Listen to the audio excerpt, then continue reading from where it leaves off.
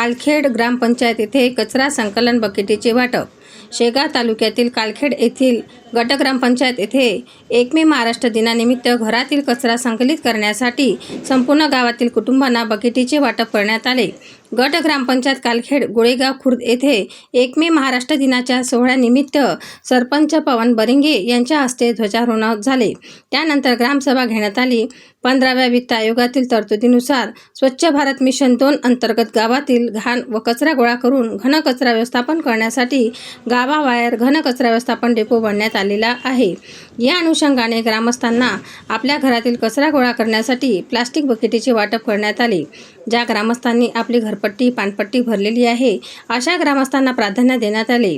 यावेळी उपसरपंच पंडित परगरमोर, सचिव सुषमा सावरकर, सदस्य Bhagwan Helode, central bank cashier Sanjay Helode, anganwadi सेविका भारती हेलोडे, शुद्धमती गणेश, ज्योती शेगोकार, मीना पुंडे, रोजगार सेवक सुनील गुरव आदीसह असंख्य ग्रामस्थांची उपस्थिती होती।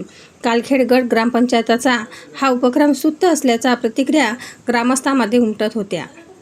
1 मे रोजी ग्रामपंचायत कालखेडमध्ये ध्वजारोहणाचा कार्यक्रम संपन्न झाला।